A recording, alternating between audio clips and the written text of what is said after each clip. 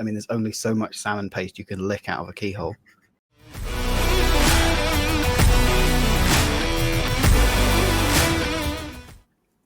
Hello and welcome to Spotlight Indie. I'm Frasier Armitage, part-time robot, full-time nerd. And joining me as always is my co-host H.L. Tinsley. Holly, how's it going? It's going exceptionally well, Frasier. Thank you very much for asking. How are you? We never ask how you are. How am I? Oh, do you know what? I don't actually have an answer to that question. I mean, I guess I'm doing awesome, you know? People ask you that infrequently. Yeah. In fact, I was speaking to Alex earlier when we connected for this call. He asked how I was doing, and I said I was doing awesome, and it took him by surprise. It wasn't the answer that you were doing awesome, because I always hope that you are. It was more the tone and exuberance with which you sort of exploded upwards with that answer, I think. And I'm doing well. I'm doing very well. I just wasn't quite at that level yet. You know, you obviously brought me up with the great presence of being able to talk to you guys. That brought me to awesome. So I'm doing awesome. Thank you. I feel like exploding upwards is a sentence that is not often used about me, but I will take it in whatever context it appears. Alex, we've kept you in your cupboard for like the past couple of weeks, and we'll let you out to record these videos. Grateful for. How's your experience been in the cupboard? It was more spacious than I anticipated, so that is great. So thank you so much for that. I thought the nightlight was a nice touch, so I was able to read some of my Kindle, which was good. Really wish that there'd been toilet facilities, but you know, maybe that's just a note for next time. Don't have a budget, sorry. Yes, okay. You know what? I'm sure, like, I personally would have just taken a hole in the floor, but whatever the budget allows for is fine. But yeah, the cupboard was good. I think I'm pleased to be out of the cupboard and to be able to breathe air that hasn't already been in my body. But that's thank you for having me. I, for one, I'm going to be breathing in that air for many a week ahead, Alex. I'm going to be, you know, I live in that cupboard. That's my spot. Real life, Frasier, that sounds super weird, and I really wish you would air it out first. No, it was bound to happen. You know, week 3, we've gone too weird for Alex. That's Yeah. What I like is like the sliding scale of it. Kind of feels like week 1, Frasier started up here, and Alex was kind of a bit more chill. And like at some point, you've slowly sort of met in the middle, possibly whilst in the cupboard. You know, I think that's what the cupboard does things to people. Have you been in the cupboard, Holly? I own the cupboard. Yeah, but that doesn't mean you've been in the cupboard. You've just been like standing outside throwing the scraps of food for us. Yes, I put the food through the keyhole, and also at night I just whisper through the keyhole, you know, just to set the ambience. She says maybe my second note is like if you could like give food that is slightly larger than stuff that will fit through a keyhole. I mean, there's only so much salmon paste you can lick out of a keyhole. So anyway, if you're an author and you'd like to come on the yeah. If you're a fan of salmon paste, look no further. No, it's been great having you with us for the past couple of weeks, Alex. And for everybody who's tuned in watching, I'm sure you've had a great time hanging out with all of us here. Alex, you've shared with us so much like good stuff, so much wisdom. We haven't even talked about your patented technique for writing, which is the sticker method, which I kind of feel like for anybody who's watching this that hasn't heard of the Alex Bradshaw method of writing, just give us a little bit of an overview of what this is, because this is going to change your life. Yeah, patent pending. The Alex Bradshaw sticker method, most often used with dinosaur stickers, but you can use whichever stickers you have around the house. So I find personally that consistency can be something that I struggle with. You can take some courage to get back to the page after you've been away from it for a little while. So one of the things that I like to do to encourage myself as a bit of fun is to reward myself with a sticker every time I do a certain amount of words. I try and keep that amount fairly low. I stick with 400 words because I read that that's how much Terry Pratchett would write of a day. And I feel like if it's good enough for Terry Pratchett, it's good enough for me. I've got a little wall calendar over there, which is currently slightly bereft of stickers. So I've done more than that are on there, so I'm not going to show it to you. But every time I write 400 words, I give myself a sticker. And if I do more than 1,500 words, and this number is flexible depending on how well I'm doing, I give myself a shiny sticker. So I highly recommend having layers of stickers and like level of achievement. I did talk about this for those lucky few of you who were there at the event, the Shrewsbury event, the Spotlight event. And one of my favorite pictures from that event is the picture where I got the stickers out because I gave some out, and just the look on the faces of the panelists that I was moderating about writing when I got the stickers out. It sounds like a silly thing, but you immediately become like 5 years old. I'm like, oh my God, I'm going to get a sticker. And everyone's just pure joy on their face when they did that. And yeah, everyone who wanted some got some strips of stickers. So that is the patented Alex Bradshaw sticker method. It is amazing. And it's the good news is that this is a method that you've adopted, right, Holly? Oh, absolutely. So I mean, I do a slightly variant version of the Bradshaw method. So I do reward myself with stickers for my good work when I write something. However, rather than using the non-shiny sticker method, I use the 1 sticker, 2 sticker method. So if I have a day where I write, I get a sticker. If I have a day where I write a lot and get well over my target, then I get 2 stickers. And that is working particularly well for me so far. So thank you, Alex, for changing my life for the better. You're very welcome. I'm very pleased to hear that it works well. And obviously variant methods are very welcome. However it works for you. I do charge extra for variant methods, but that's fine. I will invoice you appropriately. Yeah. We call it the Bradshaw adjacent method, which spells BAM. Yes. I think, Frasier, didn't you were going to do a variant with biscuits, I believe. Absolutely. In place of stickers, just replace that with biscuits. And then if you write like over 1,000 words, you just get all the biscuits. It keeps you going. I'm assuming this is you eating the biscuits, not just like sticking them on the wall calendar every time you do 400 words. Correct. But then again, I also eat the stickers. So I mean, as long as you don't sue me, I didn't give them to you for human consumption, but you do, you, man. It's like a toddler up here. If you give me something, I'm probably going to put it in my mouth at some point. Stickers, biscuits, whatever it is. Yeah, I'm worried about the fact that none of us found that surprising, Frasier. Nor did we try to we were just like, yeah, Frasier, that's fine. Yeah, makes total sense. My good news story I'm bringing you this week is I haven't eaten any stickers. I've been able to avoid actually the temptation to put them and chew them and eat them up. So way to go, me. Well, maybe that's a line I should consider: rice paper stickers for the patented method, and then you can stick them on, I don't know, like cupcakes and things, and then we'll just shove them down your gob.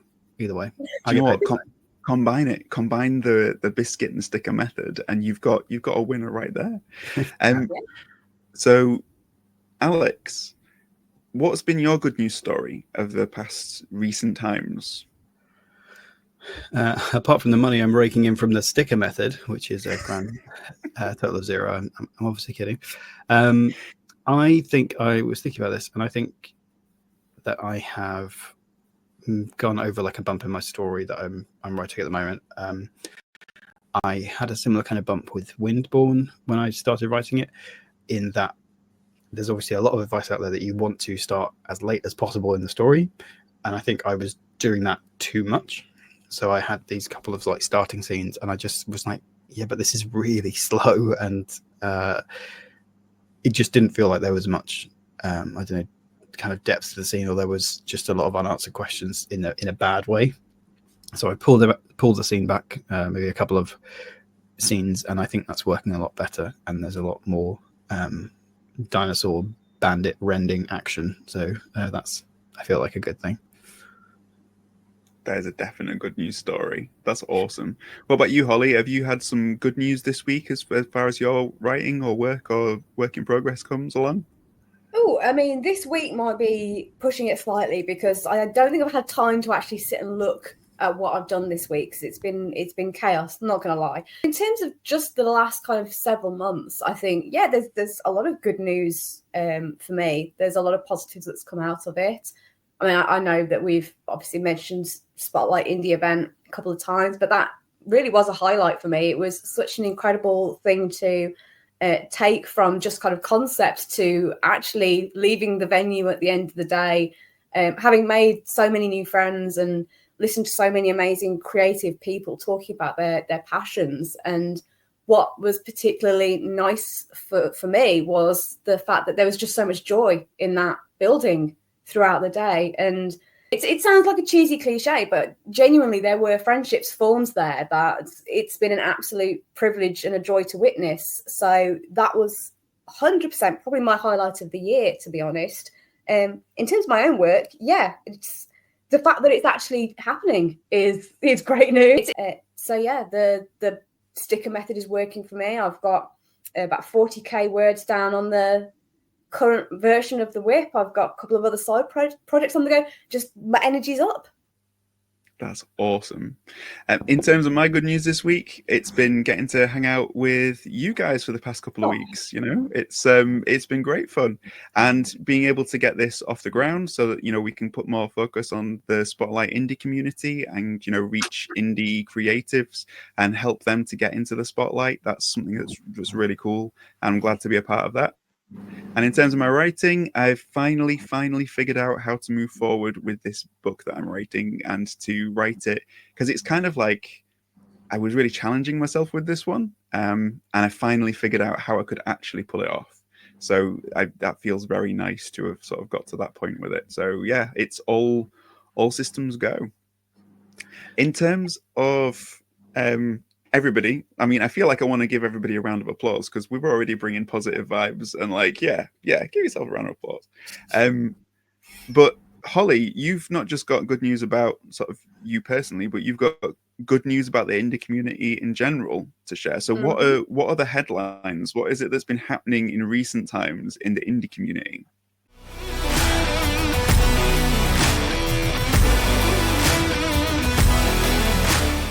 So I do have some good news.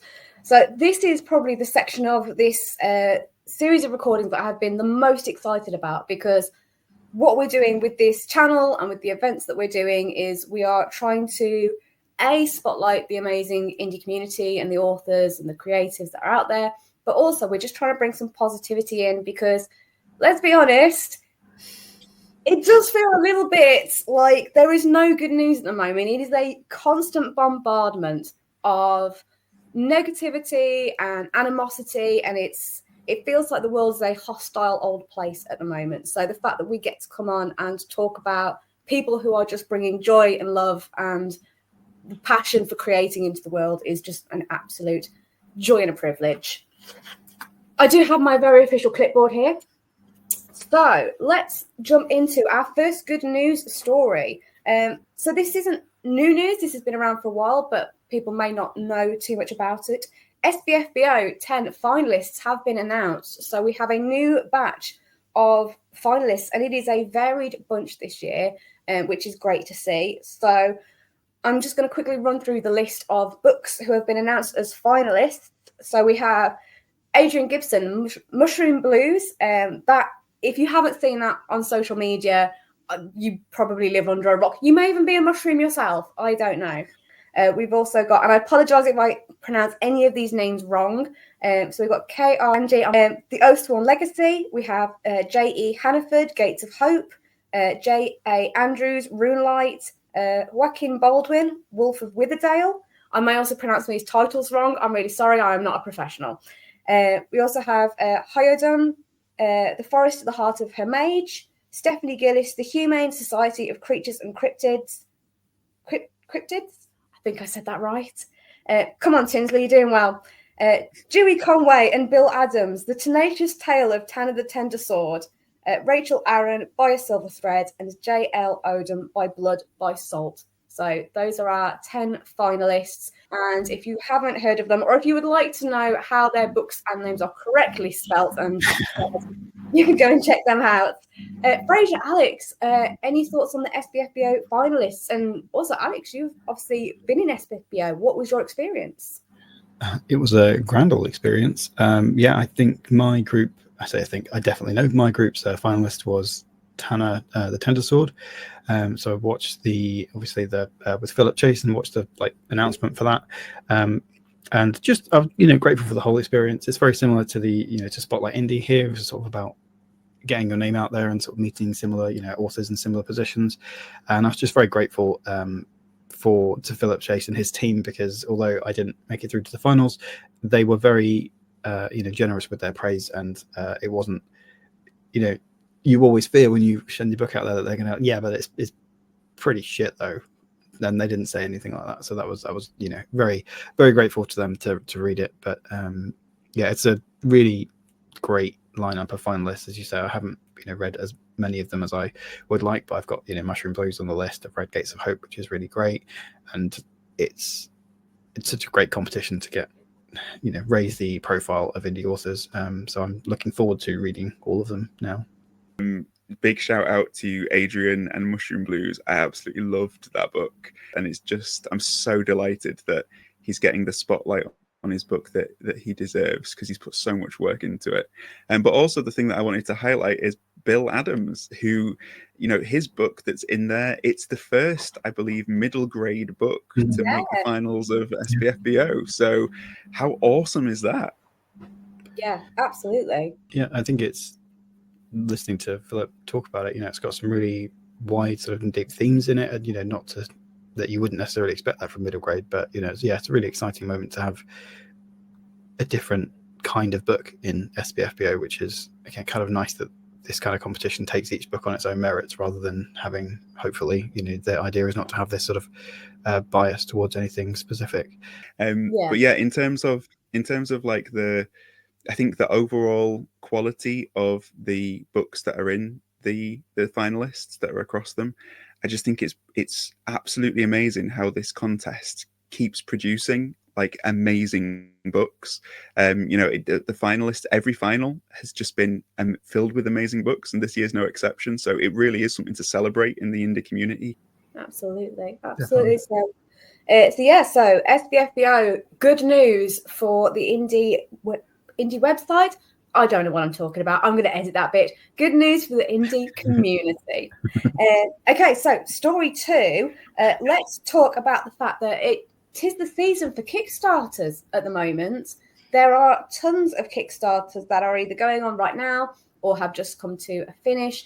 I've got an example of one that we're really excited about, but if anyone who is watching this has got a Kickstarter that is coming up, or there is one that has recently met its target, let us know about it, because we want to talk about it on Good News. Let's talk about Emily Inkpen, our good friend Emily, who has successfully funded season 3 of the Dex Legacy alongside our other friends, Alternative Stories. Frasier, on a scale of 1 to 100, how excited are you about this? I can't even give you a number because it starts at 100 and goes up from there. I am so happy for Emily and so happy for Alternative Stories that they have found listeners who love what they're doing so much that they're willing to help make it. And I think that, they set a target that was really ambitious for their last Kickstarter for season 2. They set a target that was even more ambitious. They've met it both times. So it just goes to show the love from the community of fans that love what is being produced, and also the growth that there has been in audio drama over the last year or two. So I think it's just good news all around. Good news for Emily, good news for Chris, Alternative Stories, good news for everybody involved with the Dex Legacy, but also just good news for the fans as well. I know that Benedict Patrick is going to have a Kickstarter coming up soonish. I will make sure he gets in touch so that it can be included in a future episode of Good News to do a special edition of his book. They mostly come out at night, which I'm all in for. Absolutely love that book.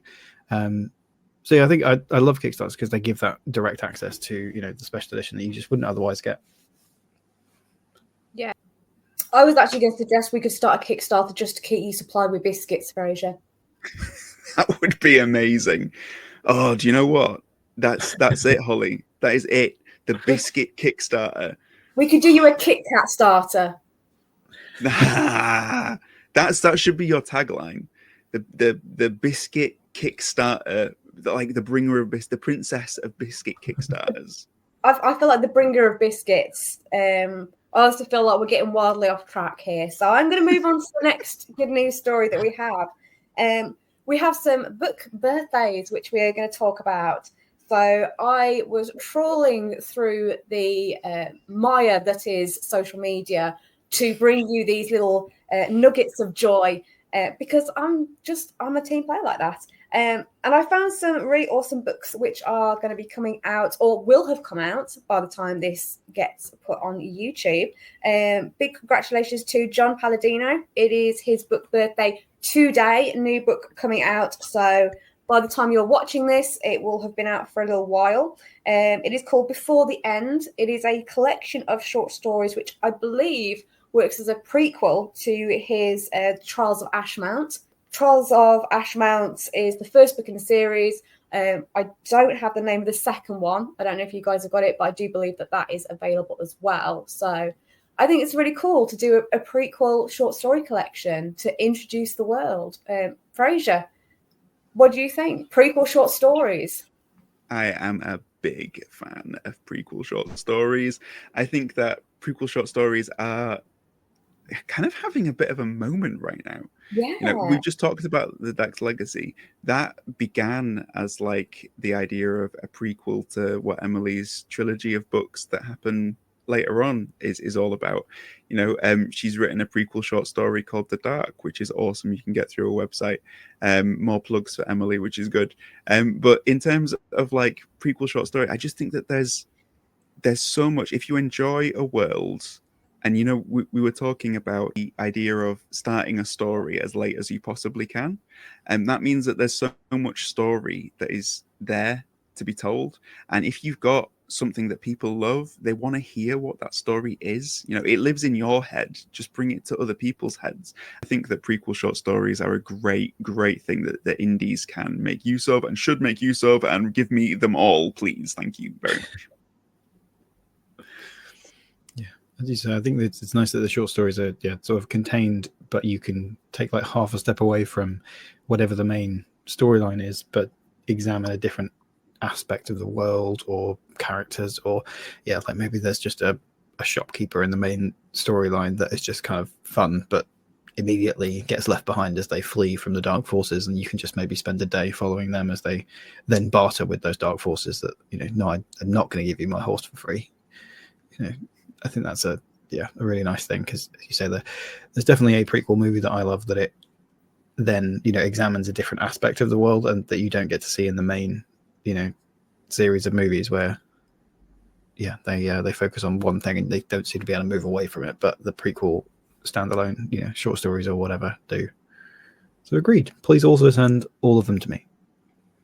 Yep, there you go. Short stories, prequels, new books. We are fans of all these things. So that one, John Palladino, Before the End, go and check that out. Next on the list, little old book coming out that someone may have heard of, Mr. Frasier Armitage, A Stitch Between Worlds. By the time we get this video out, we'll have launched into the world. I believe you were planning a launch party. Where was our invite? Well, you know, you can come along. It's all good. You know, if you're free on if you were free on the 15th of November, I would have seen you then. It's my short story collection. There may be a prequel short story to a book that's up here that I've already written. So you may find some things that link in with other worlds that I've already written, but it's sci-fi, fantasy, just a whole mix of different worlds, as varied as you like. Alex, there is a story about dinosaurs told from the perspective of a stegosaurus, and they're trying to escape the comet by trying to get into space and build a spaceship. So that one is for you. But there is basically like just random wild stories from all kind of branches of speculative fiction, all brought together, and they may or may not have a thread that is stitched through them that you may discover by the time that the book is finished. So I hope that people enjoy it, but I'm really excited to share it with people, because it's kind of like my journey as an author since I started writing. I've been able to put that into this book because I do love writing short stories, and I've honed my craft over a fair few of them. So it was just a really nice way to collect together some of these different worlds and see where I started and see where I am now. And it's a journey I hope people will enjoy taking. That sounds absolutely awesome. And we are so pleased that you have a new book coming out. And I love the way you just dangle those little carrots there. You know, I'm just going to give you a little bit, but not too much. I'm obviously in for the dinosaur story. Not that I wasn't in before, but I will definitely be trying to see if I can spot the thread. And I think that you should comment down below about your favorite story from the collection, because I can only assume that everyone is going to go and grab it and read it. So let us know what your favorite story is. Yes, that's very kind of you guys. Thank you very much. I'm very excited about it, but I'm also, you know, when you get like, it's good news that it's coming out, but it's also terrifying that there's something coming out. So I'm getting those vibes. So, but after November the 15th, it will be done and dusted, and by the time this goes out, you can love it or hate it, it will be there. So yeah, it's fun though, and good news. And thank you so much for sharing it, Holly. Absolutely. But that does bring me to the end of my very professional clipboard of good news for this week. If you do have good news from the indie writing or creative sphere, if you are a booktuber, if you are an artist, if you are an editor, and you want to share something with us, please let us know about it to save me from having to scroll for hours on end through social media. I'll do it. It's fine. But it would be great if you could bring the news to us and we can share it for you. Frasier, back to you before I ruin the video completely. And you think I'm not going to do that, Holly? That's a lot of trust. Thank you, Alex, for joining us. Thank you, Holly, for bringing us such good news. Thank you to you for tuning in. It's been so nice to have spent these past few weeks with you, Alex, and all of the best as you continue in your writerly endeavors with your sassy Allosaurus. Thank you very much. Please don't be offended at how quickly I run away from the cupboard that you've been keeping me in. It's purely just a survival instinct thing. It's nothing against you guys. I will miss your smell. In terms of... Don't worry, it's in the cupboard. It's not going anywhere. No, it's there. In terms of future videos, we are going to be joined by another indie author very soon. Instead of announcing who this author is going to be, we're going to give some clues. And we would love for you to take some guesses in the comments to see who you think may be joining us next week. So, Holly, are you going to start us off with a clue? Oh, a clue as to our next guest. Okay, so... this is probably more for the writers, but for anyone who has been to conventions on the indie writing scene, you may have seen this person donning some very recognizable dragon scales as they walk around. Dragon scales. Interesting. What about you, Alex? Have you got a clue that you can bring to the table? Yeah, I think my clue will be that her latest series has emotion-based magic in it. I think that she is Selkie, not sulky. And we will find out if your guesses are correct next week. Until then, keep writing, keep creating, keep dreaming, and carry on being awesome. It's not that kind of video. Reel it in.